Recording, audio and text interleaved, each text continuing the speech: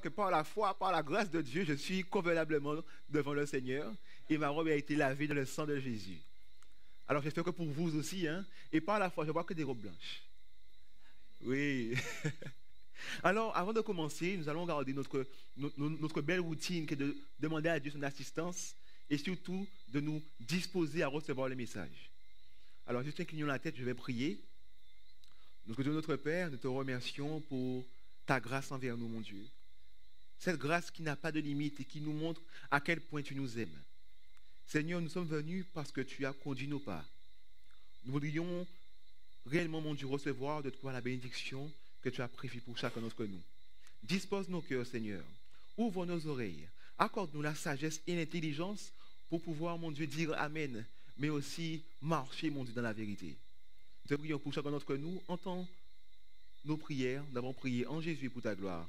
Amen. Amen. Je suis aussi heureux parce que j'ai reçu quelque chose, un truc précieux, précieux, précieux. Un cadeau précieux, quelque chose de valeur. Et je me dis que je n'ai pas envie de le perdre. Alors, qu'est-ce que j'ai été faire? Lorsque j'ai reçu ce cadeau, j'ai été vendre tout ce que j'avais pour pouvoir l'acheter. Parce que c'est un cadeau, bien sûr, mais il fallait que je donne quelque chose en échange. Alors, c'est l'histoire d'un homme. Parce que cette histoire est la mienne, cette histoire aussi, sans doute, sera la vôtre ou est la vôtre. Cet homme cherchait un trésor. Il passe sa vie à chercher un trésor. Ce trésor peut être quoi? Le bonheur, la paix, la joie, un amour, une vie abondante, une vie nouvelle. Il a passé sa vie à la chercher. Et je ne sais pas si ceux qui ont déjà regardé des films d'aventuriers, des films de chercheurs de trésors, ils vont partout et ils cherchent le trésor. Ils creusent. Ils prennent des outils pour pouvoir trouver le trésor caché dans le sol. Et cet homme, après avoir cherché, a trouvé un trésor. Mais le trésor n'était pas sur son terrain. Le trésor était sur un terrain, le terrain de quelqu'un d'autre. Et il s'est dit, mais je veux le trésor, mais si pour le trésor c'est du vol, alors il faut que le terrain soit à lui. Alors il s'en va, il va voir le propriétaire, il dit au propriétaire, est-ce que le terrain est à vendre? On lui dit, bien sûr, le terrain est à vendre, voilà la somme. Alors il dit, bon, ok. Il a couru chez lui, il a vendu tout ce qu'il avait. Tout ce qui, avant, avait de la valeur à ses yeux.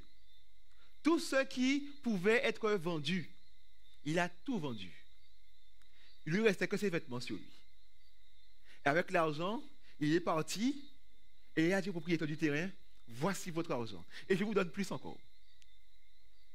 Alors le propriétaire, voyant ça, il s'est dit, oh, mais c'est quelqu'un de sérieux. Il m'a donné l'argent, mais il m'a donné plus encore. Alors il a fait les papiers du terrain et cet homme a pu prendre le trésor qu'il avait sur le terrain. Et je ne vous cache pas que le trésor valait beaucoup plus que tout ce qu'il avait vendu. Oui, ce soir, vous avez découvert un trésor. Ce soir, durant toute cette semaine, durant toutes ces semaines, vous avez découvert un trésor. Ce trésor, c'est Jésus-Christ. Vous avez découvert un trésor. Ce trésor, c'est la vie éternelle en Jésus seul. Vous avez découvert le pardon de Dieu, la réconciliation avec le Père, la délivrance de tous vos douleurs, tous vos maux, toutes vos maladies. Vous avez découvert ce que tout homme cherche et prend peine à trouver.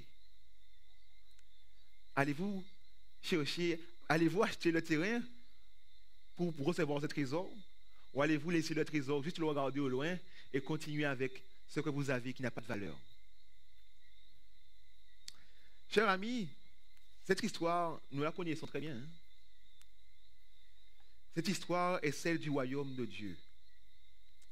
Et je vous dis une chose, vous avez été appelés à un royaume, à participer à un royaume inébranlable.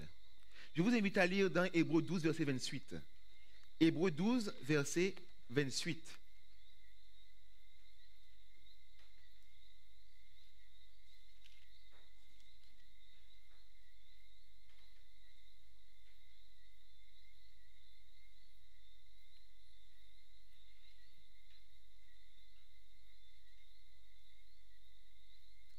Le trésor, c'est le royaume de Dieu. Hébreux 12, verset 28. Il nous est dit, c'est pourquoi, recevant un royaume inébranlable, montrons notre reconnaissance en rendant à Dieu un culte qui lui soit agréable, avec piété et avec crainte. On va lire au verset 29. Car notre Dieu est aussi un feu dévorant. C'est pourquoi, recevant un royaume inébranlable. Sur terre, le mot inébranlable n'est pas souvent employé, ou même jamais, parce qu'il n'y a rien d'inébranlable ici-bas. Toutes choses se corrompent. On travaille, on reçoit un chèque, on reçoit de l'argent, l'argent pourrit, l'argent se désintègre. Celui qui trouve l'or, mais l'or périt à un moment donné. Celui qui trouve quelque chose de valeur, l'a pour un temps. Il ne l'a pas pour l'éternité. Il ne l'a pas à jamais. Mais vous avez été appelés à recevoir un royaume qui lui est inébranlable. Inébranlable. Un royaume qui vous attend. Parce que Jésus nous dit qu'il est parti nous préparer une place là-haut. Mais permettez-moi de vous dire, celui qui dit et la chose arrive, celui qui ordonne et la chose existe, pourquoi prend-il autant de temps pour nous préparer une place? Il n'a qu'à dire quelque chose et la place se fait. La chose prend place dans le ciel. Et avons-nous payé le terrain? Avons-nous tout donné pour recevoir ce royaume? Parce que notre place est déjà prête. Ma place est déjà prête là-haut. Mais l'Esprit de Dieu vient et me dit, as-tu donné tout ce que tu avais? Parce que la place est là. Mais pour pouvoir y aller, il faut que tu puisses venir, il faut que tu puisses tout donner. Non pas que le salut est un prix que nous pouvons payer, car le prix c'est Christ qui l'a payé. Alors vous n'avez rien à payer qui soit trop grand pour vous. Mais il nous dit une chose, le royaume que nous allons recevoir est inébranlable. Qu'avons-nous reçu de Dieu? Quelle chose de valeur avons-nous reçu de Dieu et qui mérite que nous offrions tout? Avant de regarder cela, regardons le prix que nous devons payer. Lisons Romains 12, verset 1er. Romains 12, verset 1er.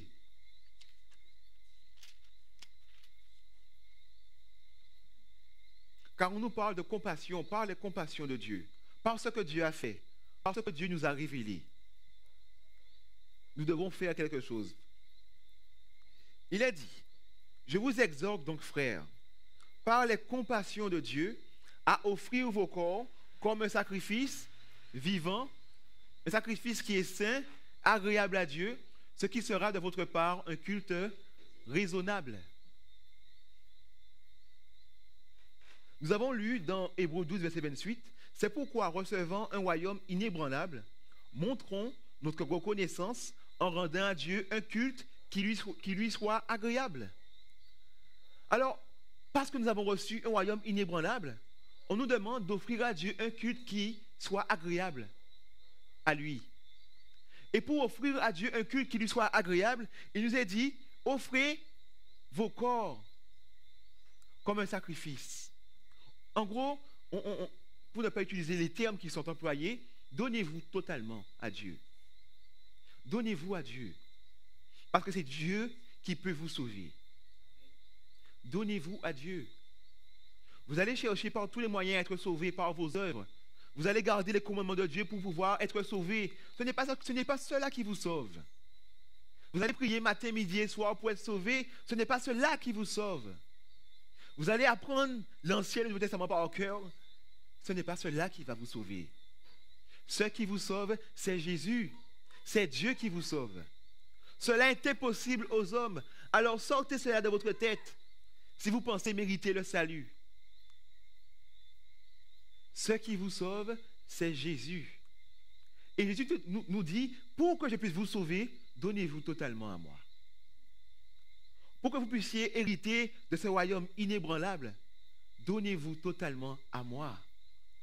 Non pas à 80%, Si vous donnez tout le corps, ne laissez pas la main dehors. Donnez la main aussi. Certaines fois, nous sommes prompts à inviter Dieu dans notre vie. Nous entendons la bonne parole, nous disons Amen, et à arriver chez nous, nous nous mettons à genoux et nous prions. Seigneur, je te donne mon travail. Seigneur, je te donne mes enfants. Seigneur, je te donne ce que je suis. Mais on oublie de donner à Dieu tout ce que nous sommes. Et l'Esprit de Dieu veut nous rappeler, tu ne m'as pas donné ton couple. Donne-moi ton couple aussi. Mais des fois, nous avons des réticences à donner tout à Dieu. Parce qu'on dit, Seigneur mon Dieu, je te donne tout ce que j'ai, mais j'aimerais quand même garder le contrôle de cette partie de ma vie. Dieu dit non. Si tu veux que je te sauve, donne-moi tout, car je veux tout sauver. Je prends tout ou rien. Je prends tout ou rien. Si tu veux garder 20%, tu n'es pas sauvé. Si tu veux tout donner, tu es sauvé. Essayons d'examiner notre vie. Si nous avons dit oui à Dieu, avons-nous dit oui à Dieu pour tout ce que nous sommes? Ou alors avons-nous gardé une partie de nous-mêmes? Une partie que nous avons peine à donner à Dieu. Car si vous avez gardé une partie, comprenez une chose, Dieu prend tout ou rien. Ne nous mentons pas à nous-mêmes. Hein. Si nous avons gardé une partie, nous resterons avec cette partie ici-bas. Pourquoi est-il important de tout donner à Dieu? Pourquoi? Nous l'avons dit, je viens de le dire. Parce que c'est lui qui nous sauve. Et il sauve tout. Alors donnons tout. La logique veut que si nous voulons être sauvés, nous devons tout donner au Sauveur. Est-ce que celui qui se noie dit à celui qui vient secourir, tiens, sauve-moi, sauve ma main seulement, laisse le corps. Ou alors, sauve-moi, mais laisse ma jambe dans l'eau. Non. Lorsqu'on vient le secourir, il dit, sauve-moi, prends tout. Et même quand sa jambe est restée bloquée, on lui dit qu'on va couper la jambe. On lui dit, non, essaie de sauver la jambe aussi. Parce qu'il veut être sauvé totalement. Pourquoi avec Dieu, nous voulons dire à Dieu, Seigneur mon Dieu, prends ma main seulement. Laisse le corps dans l'eau. Ou alors, coupe ma jambe. Non, Dieu veut tout prendre. Alors, recevons un royaume inébranlable, recevons une vie éternelle. Il nous dit, offrez-moi un culte raisonnable, un culte qui me soit agréable. Et ce culte, c'est que vous vous offriez totalement, entièrement. Que recevons-nous de Dieu? Il faut comprendre pourquoi il nous faut tout donner à Dieu. Qu'est-ce qu'on reçoit de Dieu? Lisons Acte 17, verset 28. Acte 17, verset 28.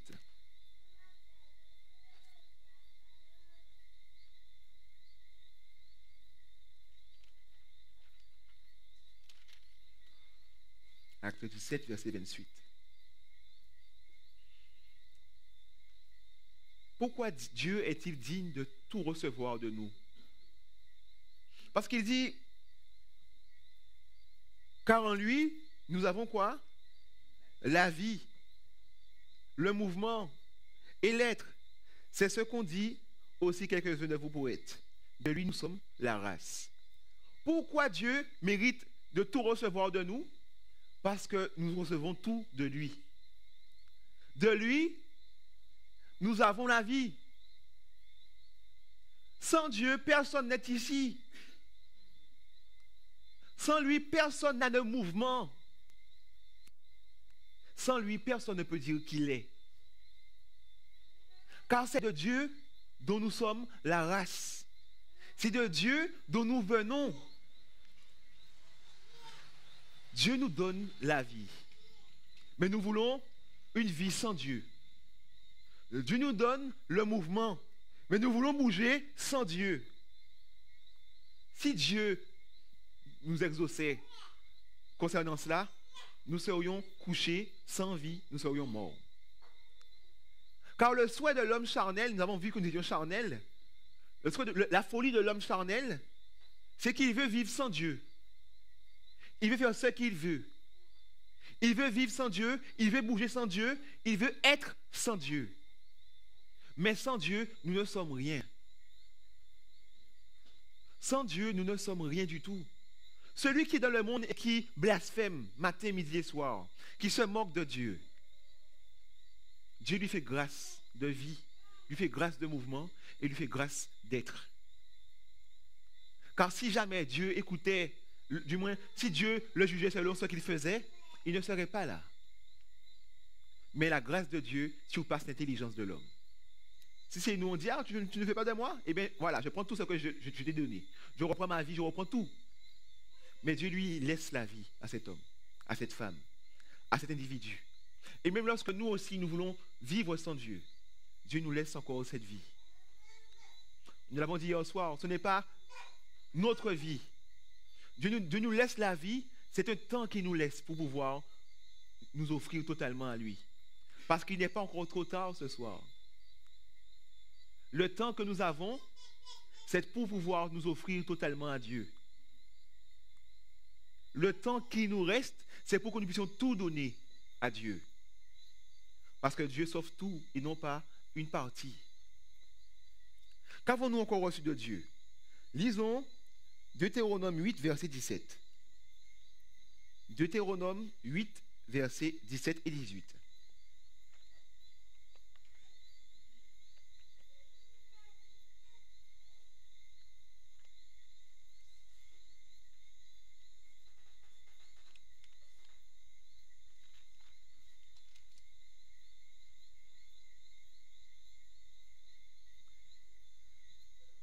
Dieu veut nous dire, garde-toi de dire en ton cœur, ma force et la puissance de ma main m'ont acquis ces richesses.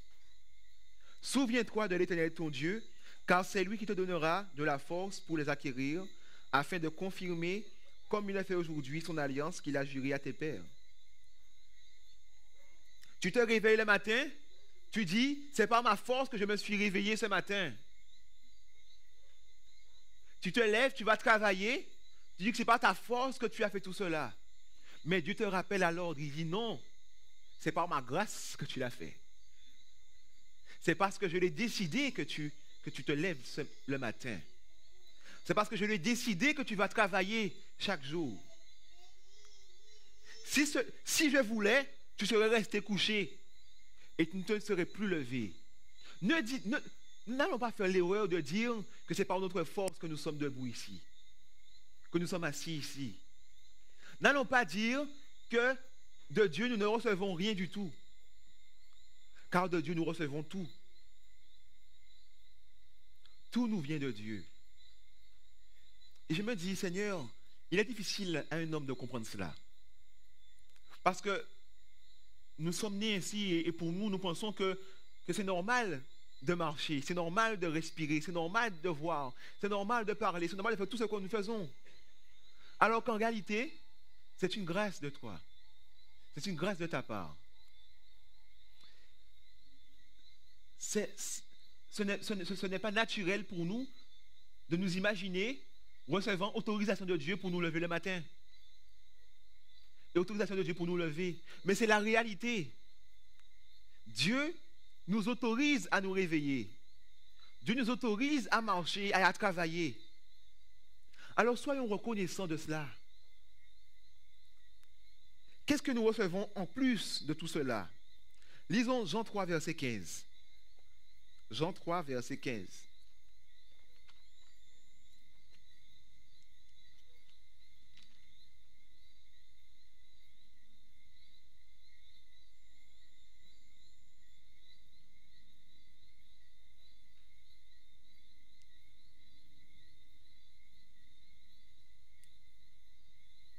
Il est écrit, afin que quiconque croit en lui ait la vie éternelle. Nous recevons en plus de tout ce que nous avons aujourd'hui, la vie éternelle, par le moyen de la foi. Ce Jésus qui nous a secourus alors que nous étions perdus, ce Jésus qui n'est pas resté sourd à notre prière, nous a donné la vie éternelle. Voici le trésor. Le trésor inestimable que tout homme désire avoir. La vie éternelle. Qu'êtes-vous prêt à payer pour recevoir ce trésor? Qu'êtes-vous prêt à offrir pour recevoir cela? En vous souvenant bien sûr que tout vous vient de Dieu. Qu'êtes-vous prêt à donner à Dieu pour recevoir la vie éternelle? C'est une question ouverte. Que sommes-nous prêts à donner à Dieu? Ou même pas. Que désirez-vous de tout votre cœur, du plus profond de votre cœur? Qu'est-ce que vous voulez? Que voulez-vous? Pour la chose que vous désirez au plus profond de vous-même, qu'êtes-vous prêt à offrir pour elle? C'est la question que Dieu veut nous poser. Qu'es-tu prêt à donner? Parce que moi, pour toi, j'ai vidé le ciel. Pour toi, je n'ai pas hésité une seconde à tout donner. Tout donner. Parce que quand Jésus, lui, est descendu, ce n'est pas une personne qui est descendue. C'est tout ce qui a été créé qui est descendu. Parce qu'en Jésus, toutes choses ont été créées. Alors c'est l'univers tout entier qui a été sur terre pour sauver, pour nous offrir, pour nous montrer où se trouvait le trésor. Alors, une fois que tu as rencontré le trésor, qu'es-tu prêt à donner pour lui? Jésus nous lance dans une réflexion, dans Luc 12, verset 15. Il nous lance dans une réflexion et nous allons prendre cette réflexion. Luc 12, à partir du verset 14. On va commencer à partir du verset 14.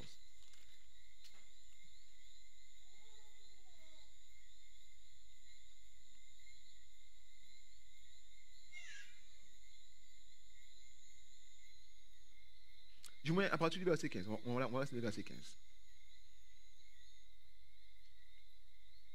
Puis il leur dit, gardez-vous avec soin de toute avarice, car la vie d'un homme ne dépend pas de ses biens, fût-il dans l'abondance. Ce n'est pas parce que vous avez réussi dans votre vie que votre vie a plus de valeur que celle de quelqu'un d'autre. Ce n'est pas parce que vous avez réussi dans votre vie que votre vie a plus de valeur que celle de votre voisin ou de quelqu'un d'autre. Aux yeux de Dieu, votre vie est au même point.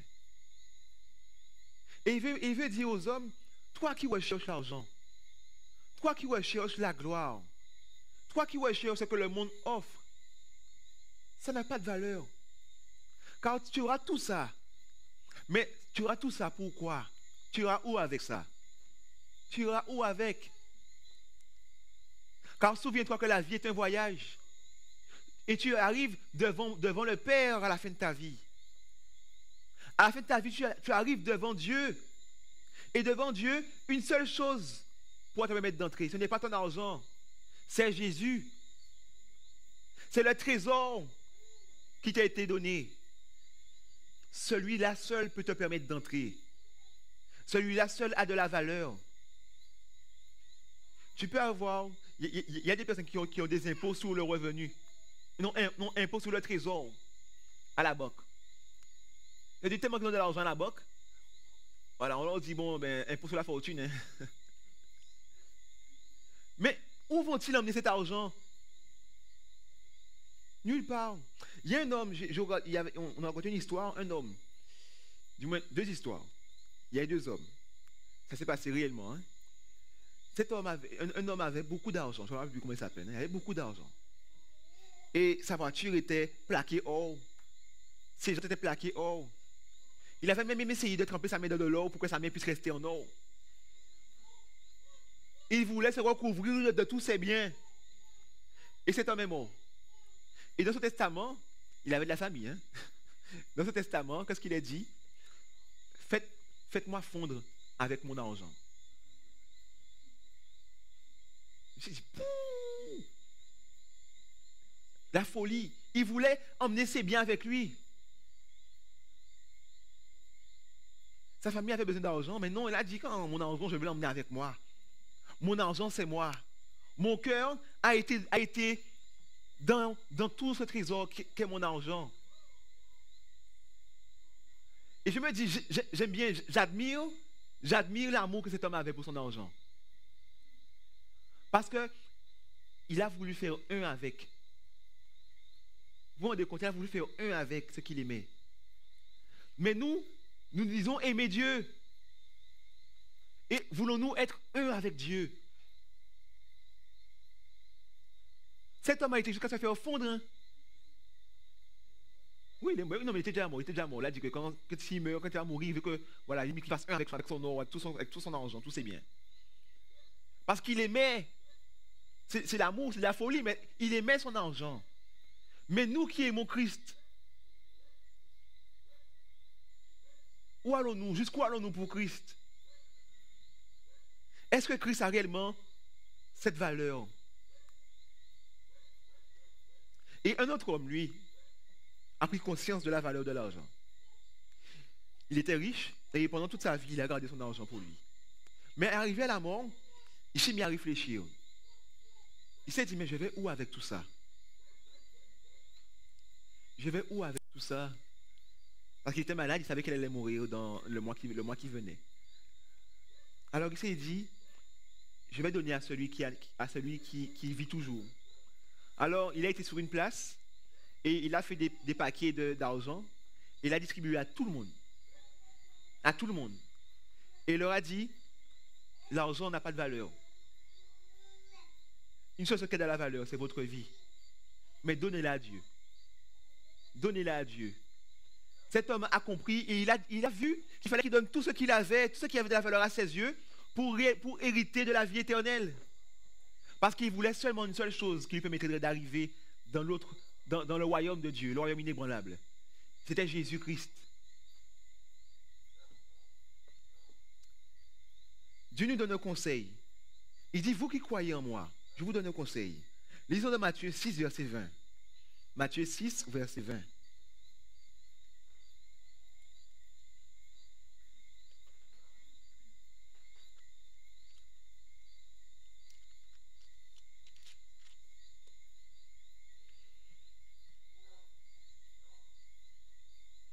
À partir du verset 19. Et on va aller aussi à partir du verset 21. Jusqu'au verset 21. Il est dit, ne vous amassez pas des trésors sur la terre, où la teigne et la rouille détruisent, et où les voleurs percent et dérobent.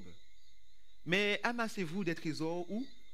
Dans le ciel, où la teigne et la rouille ne détruisent point, et où les voleurs ne percent ni ne dérobent.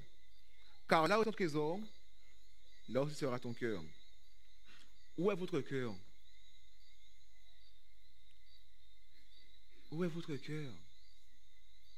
J'espère qu'il est au ciel. Car si votre cœur est au ciel, toutes vos aspirations se tournent vers le ciel.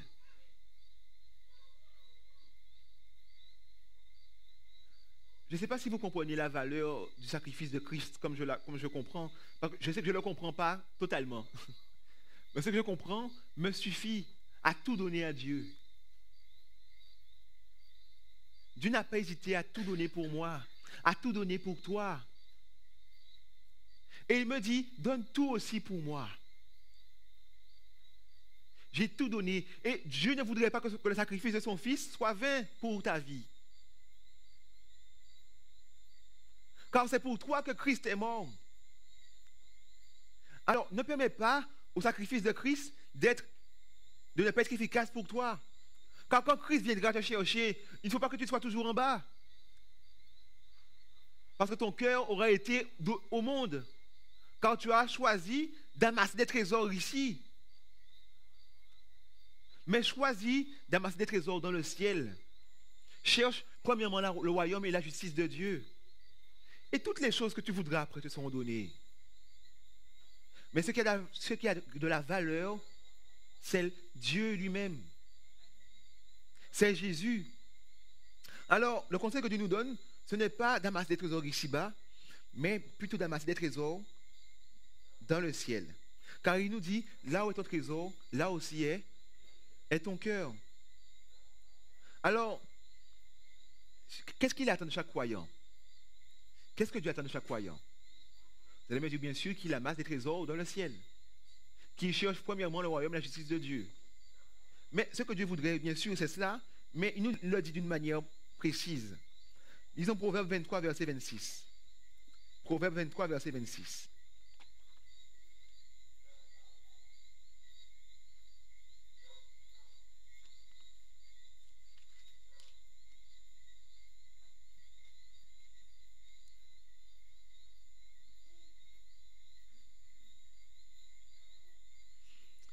Il dit, mon fils, donne-moi ton cœur et que tes yeux se plaisent dans mes voies.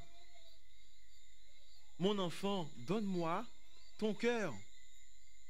Pourquoi je veux ton cœur? Parce que là où est ton trésor, là aussi est ton cœur. Si ton cœur m'appartient, je sais que je suis ton trésor. Si tu me donnes ton cœur, si tu t'offres à moi totalement pour être sauvé, je sais que c'est moi qui suis ton trésor. Tu ne regarderas ni à gauche ni à droite, tu regarderas uniquement à moi si ton cœur est entre mes mains. Alors mon enfant, donne-moi ton cœur. Donne-moi ton cœur. Dieu insiste sur cela ce soir. Je veux te sauver. Pour que je puisse te sauver, tu dois te donner totalement. Tu dois me donner la chose qui a le plus de valeur à tes yeux. Et cette chose, c'est ton cœur. Donne-moi ton cœur. Qui veut être sauvé? Moi, je veux être sauvé. Je ne veux pas rester ici. Il y a trop de malheur ici. C'est pas beau. Le monde n'est pas beau. Et en plus, ici, je sais que je vais mourir si je reste là. Alors, j'ai tout à gagner à donner tout mon cœur à Dieu, à faire de Dieu mon trésor, parce que je sais que si je fais de lui mon trésor, il me sauve totalement et j'hérite de la vie éternelle. J'ai tout à gagner. Et en plus de ça, je sais que mon cœur, ici-bas, est brisé. Mon cœur est tortueux. Il souffre, il peine. Il est affligé par le manque d'argent. Il est affligé, la crainte du lendemain. On ne sait pas ce que demain sera fait. Mon cœur a peur. Mon cœur entend des bruits de guerre. Mon cœur tressaillit. Mon cœur est faible. Alors quand Dieu me dit donne-moi ton cœur, Dieu m'offre aussi la guérison de ce cœur. Il offre à mon cœur une paix. Il offre à mon cœur une joie, un amour. Il offre à mon cœur une chose que le monde ne peut pas offrir. Alors pourquoi je voudrais garder ce cœur dans la souffrance ici-bas au lieu de le donner totalement à Dieu? J'ai fait un micro-trottoir. J'ai été demandé aux gens que je voyais, croyez-vous en Dieu? Beaucoup m'ont dit oui, d'autres m'ont dit non, mais beaucoup m'ont dit oui. La majorité, ils m'ont dit oui. Et j'aurais dit, aimez-vous Dieu? Ils m'ont dit, bien sûr qu'on aime Dieu, mais Dieu c'est tout. Ils m'ont donné des exemples. J'aurais dit, d'accord. J'aurais dit, est-ce que votre cœur appartient à Dieu? Ils m'ont dit, bien sûr, mon cœur appartient à Dieu premièrement. Ah oui, bien sûr, il appartient à Dieu. Je leur ai dit, d'accord. Est-ce que vous gardez les commandements de Dieu? Bien sûr, je garde les commandements de Dieu. Et je leur ai montré les commandements de Dieu. Je leur ai dit, voici les commandements de Dieu. Et ils m'ont dit, ah, tu savais, personne n'est parfait. Hein?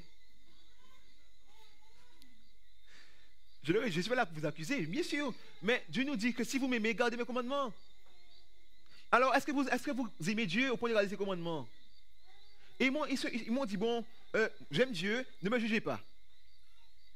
Et d'autres m'ont dit que oui, aucun homme ne peut garder les commandements de Dieu, aucun homme ne peut faire ça, et que celui qui dit ça ment. Alors, je leur ai dit que Dieu ment alors. Parce que Dieu dit, si vous m'aimez, gardez mes commandements. C'est que c'est possible. Mais c'est possible pour celui qui donne son cœur à Dieu. Uniquement. C'est possible pour celui qui a dit à Dieu, Seigneur mon Dieu, prends tout. Prends-moi totalement. Je t'offre totalement parce que, je m'offre totalement à toi parce que Seigneur, je ne peux pas me sauver moi-même. Je n'arrive pas à garder ta loi. Ne vous mentez pas à vous-même. Vous ne pouvez pas garder la loi de Dieu avec vos forces.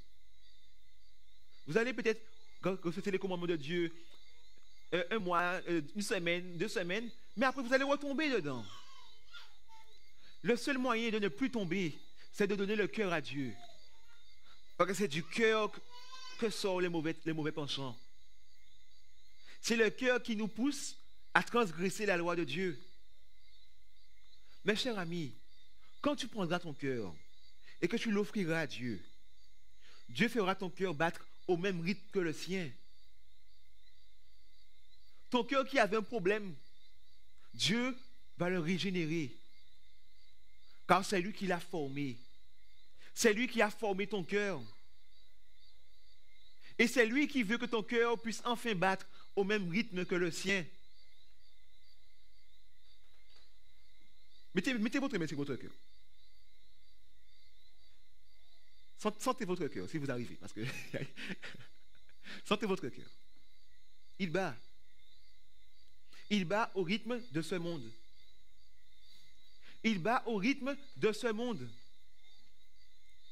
Ce battement de cœur que vous avez va vous pousser à transgresser la loi de Dieu. Mais si vous choisissez de donner votre cœur à Dieu, Dieu vous fait une promesse. Dieu vous promet quelque chose. C'est que lui-même va venir et va inscrire sa loi sur votre cœur. Voilà pourquoi on insistait sur le repos de Dieu. Lorsque vous vous reposez, qu'est-ce que vous faites? Non, mais même sans dormir. Le principe, quand vous vous reposez, qu'est-ce que vous faites? Vous ne faites rien. Vous vous allongez et vous êtes là. Vous vous reposez, vous êtes en train de vous reposer. Voilà ce qu'il nous est demandé de faire en Dieu. Ne faites rien. Reposez-vous en Dieu. Pourquoi? Lorsque vous vous reposez, vous vous régénérez. C'est-à-dire que votre corps est en action pour vous donner la force. Votre corps régénère les cellules dont vous avez besoin. Les vitamines vont dans le corps. Le corps est en train de fonctionner, en train de vous donner, de se régénérer. Si vous vous reposez en Dieu, vous vous régénérez en Dieu. Voilà pourquoi Dieu vous dit, reposez-vous en moi. C'est dans le calme et la confiance qu'est votre force. Calmez-vous. Face au péché, n'allez pas vous agiter. Face aux problèmes de ce monde, ne paniquez pas. Calmez-vous. Ayez confiance en Dieu. Parce que Dieu se propose d'être votre force. Mais si vous voulez vous-même faire de la force, vous privez Dieu de ce privilège. Si vous voulez, face à l'ennemi, brandir votre biceps, où est la place de Dieu? Où est la place de Dieu? Laissez Dieu être Dieu.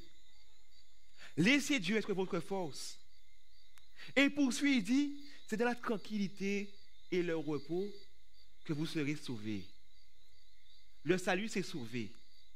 Alors, c'est dans la tranquillité, tranquillement. Je ne dis pas dans la fainéantise, hein, mais dans la tranquillité. En gros, peu importe ce que je vois face à moi, je reste tranquille. Je tombe matin, midi et soir, je reste tranquille. Pourquoi je reste tranquille? Parce que mon salut me vient de Dieu. La justification par la foi, chers frères et sœurs. Dieu veut retirer votre culpabilité. Dieu ne nous a pas menti, hein? Oui, nous péchons. Mais notre victoire se trouve en lui seul. Alors que vous tombiez ou pas, soyez tranquille et soyez reposés. Allez à la croix tranquillement. Car la porte de la croix est toujours ouverte. Et comme je le dis, reposez-vous. N'allez pas utiliser vos forces, mais laissez Dieu manifester la sienne. Notre Dieu nous a proposé la totale. La totale, c'est la vie éternelle. C'est une vie pleine. Mais notre mode de vie, notre manière de vivre nous empêche d'en profiter. Vous devez vivre dans le calme et la confiance, dans la tranquillité et le repos en Jésus-Christ. Tout ce que vous faites, vous devez mettre Jésus-Christ en avant. Comme je le redis, vous péchez, relevez-vous, mettez Christ en avant. Vous êtes fatigué, reposez-vous en Dieu. Vous vous affolez, calmez-vous, Dieu est là. Dieu n'est pas parti. Il est toujours là. Si seulement vous lui avez donné tout votre cœur. Je reviens à cela. Hein. Dieu promet d'être là dans tout ce que vous allez entreprendre. Dieu vous promet une sécurité absolue, meilleure qu'une assurance, tout risque. Dieu vous promet toutes choses. Si vous lui donnez tout, votre cœur, dites-le avec moi. Si vous lui donnez quoi? Tout votre cœur. Alors donnons tout notre cœur à Dieu. Parce qu'il dit une chose, et nous devons nous en préserver dans Matthieu 15, verset 8. Matthieu 15, verset 8.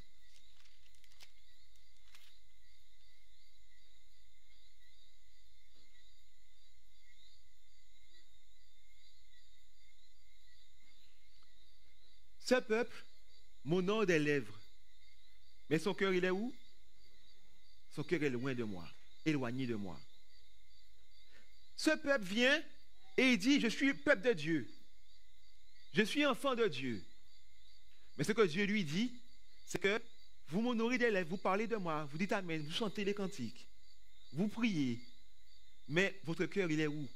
Il n'est pas près de moi. Votre cœur, il est où? Votre cœur est dans le monde. Votre cœur est à votre mari, à votre femme. Votre cœur est à vos enfants. Votre cœur est dans l'argent. Votre cœur est dans les plaisirs de ce monde. Et vous espérez de moi le salut. Et vous espérez de moi une vie de paix. Ne nous leurrons pas. Dieu veut tout nous donner. Mais il nous dit une chose, offrez-moi un culte raisonnable. Offrez-moi votre corps tout entier.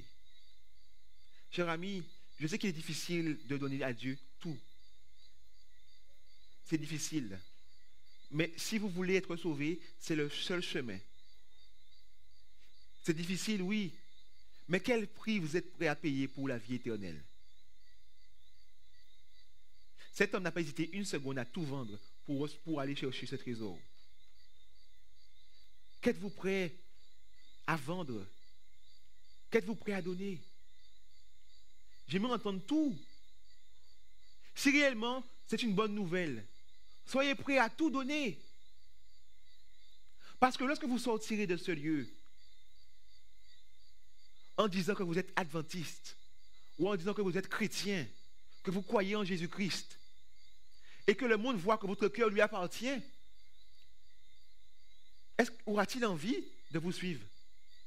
Ceux qui, dans le monde, aspirent à une paix, s'ils voient que votre cœur appartient toujours au monde, est-ce qu'ils auront envie de venir là où vous êtes? Non. Ils vont dire, oui, ils parlent de Dieu, mais leur cœur n'est pas à Dieu. Leur cœur n'est pas à Dieu, car regarde comme ils s'agitent lorsqu'il y a un problème. Regarde comme ils manquent de confiance. Regarde comme ils ne sont pas tranquilles. Regarde comme ils courent voir les sorciers pour être délivrés de maladies. Regarde comme ils courent au loto. Regarde leur agissement. Est-ce que tu vois que leur cœur appartient à Dieu? Croyez-vous à la bonne nouvelle, chers frères et sœurs? Est-ce une bonne nouvelle? Est-ce une bonne nouvelle? Est-ce une bonne nouvelle pour vous? Je sais que nous ne sommes pas très expressifs. Hein? Je ne sais pas si c'est l'antillais qui est comme ça. On a du mal à exprimer notre joie. Mais si c'est une bonne nouvelle, pourquoi vous n'êtes pas joyeux? Ou bien la joie dans le cœur, elle est cachée. Si c'est une bonne nouvelle, n'hésitez pas une seconde à tout donner à Dieu. N'hésitez pas une seconde à sortir dans le champ missionnaire. À sortir, à aller voir vos amis et à leur dire, venez, venez. Dieu peut te libérer. Viens, toi qui es triste, Dieu peut te soulager. Toi qui es agité, viens, Dieu peut t'accorder la paix. Est-ce que vous y croyez à ça? Est-ce que c'est vrai? Est-ce que c'est vrai? Est-ce que c'est vrai? Si c'est vrai, pourquoi gardez-vous ça pour vous? Si c'est vrai, vous êtes des super-héros. Quand vous devez aller partager, vous allez dire à tous ceux qui sont affligés, et vous savez quoi, j'ai la bonne nouvelle pour vous, Dieu est là. Vous devez aller dans les hôpitaux, aller dans les champs que vous ne connaissez pas, et leur dire, Dieu est là. Mais il vous faut vivre la présence de Dieu, premièrement. Chers amis, chers frères et sœurs, ce soir, Dieu vous propose de nouveau cette chose extraordinaire. C'est de lui offrir votre cœur. Ce soir encore, Dieu se propose de vous faire expérimenter une vie pleine de lui. Une vie remplie de satisfaction. Et pour ce faire, vous devez vous lever de là où vous êtes et venir devant. Pour ce faire, vous devez venir et ici, pour montrer à Dieu, Seigneur mon Dieu, je prends ce chemin qui n'est pas long et je viens jusqu'à toi. C'est l'effort que je fais pour te montrer que je te donne mon cœur. Et encore une fois, chers frères et sœurs, chers amis, Dieu se porte garant de le faire tout. Alors reposez-vous. Si vous venez ici, vous montrez à Dieu, Seigneur mon Dieu, je me repose en toi. Tiens mon cœur. Fais tout ce que tu as à faire pour me sauver. Car c'est lui qui vous a appelé. Venez. Si vous voulez donner à Dieu tout ce que vous êtes, venez. Il n'y a pas de puissance dans ma prière. Hein. Il y a de la puissance dans la parole de Dieu. Et je vais dire, Seigneur mon Dieu, voilà ce que tu as dit. Voilà ce que tu as promis. Et tu n'es pas un homme pour mentir. Comme on dit ici, tu ne me fais pas sauce. Et après, pour que puisse rester la langue pendante. Dieu te propose une vie abondante. Il te la donne. Mais il te dit une chose, choisis cette vie. Donne-moi tout ce que tu as. Donne-moi tout ce que tu as. Chers frères et sœurs, il n'est pas trop tard pour renouveler cet engagement. Si en vous-même, vous savez que vous avez gardé une partie de vous-même, venez avec cette partie et donnez-la à Dieu. Si vous savez que vous avez gardé une partie, mais vous ne savez pas laquelle, Dieu va vous révéler laquelle. Venez. Mais donnez tout à Dieu. Donnez tout à Dieu sans réserve, sans limite. Dieu se fera un plaisir d'être votre Dieu. Dieu se fera un plaisir de se manifester. Dieu se fera un plaisir de vous guider. Parce qu'il dit qu'il nous dira où aller, à gauche ou à droite. Et Dieu va vous parler pour vous dire où aller. Mais il doit tout avoir pour tout diriger. Si vous êtes debout ici, priez déjà dans votre cœur. Dites, Seigneur mon Dieu, aie pitié. Parce que certainement, vous ne comprenez pas tout ce que cela engage. Mais Dieu, lui, sait tout. Et s'il vous appelle, ce n'est pas pour votre malheur, c'est pour votre bonheur. Ayez confiance en Dieu. Reposez-vous en Dieu. Je vais prier. Notre Père, notre Dieu, nous avons fait le pas de venir à toi. Car nous croyons, Seigneur mon Dieu, en ta parole. Nous croyons, Seigneur mon Dieu, en ta promesse. Tu nous offres la vie éternelle. C'est par toi, mon Dieu, que nous vivons. C'est par toi que nous avons le mouvement et l'être. C'est par toi, Seigneur, que nous sommes. Éternel, nous voulons expérimenter cette vie de paix, cette vie de joie, cette vie, mon Dieu, d'amour en toi. Mais tu nous dis, je t'offre ce trésor. Offre-moi ton cœur. Offre-moi ton cœur. Car je veux tout sauver en toi. Je veux te sauver. Mais pour te sauver, tu dois tout donner. Éternel, tu as vu chacun d'entre nous ce soir nous lever et venir devant toi. Ne nous laisse pas, Père, partir avec notre cœur non régénéré. Mais Père, prends notre cœur, s'il te plaît, à cause de Jésus, Seigneur. Vois ton Fils qui plaide auprès de toi. Et nous venons, mon Dieu, avec lui, cachés en lui, pour plaider avec toi, Seigneur. S'il te plaît, accorde-nous, mon Dieu, le salut que tu nous as proposé. S'il te plaît, Seigneur, mon Dieu, accorde-nous la vie. Accorde-nous, mon Dieu, cet avenir et cette espérance que tu nous as proposé. Car si tu es venu, mon Dieu, frapper chez nous, frapper à la porte de notre cœur, ce n'est pas pour nous emmener, mon Dieu, à la perdition, mais c'est pour nous emmener, mon Dieu, dans le meilleur des mondes, dans ton royaume. Seigneur, que l'évangile puisse paraître merveilleux à nos yeux. Et permets, mon Dieu, que ton Église, que tes enfants ici, puissent aller, mon Dieu, parcourir, puissent aller, mon Dieu, partout où ils vont, et partager cette bonne nouvelle, et prier, mon Dieu, offrir Christ à ceux qu'ils rencontrent. Seigneur, nous t'avons prié pour que ta vie puisse se manifester dans nos vies. Et en Jésus, ton Fils, et pour ta gloire. Amen, Père. Amen. Amen.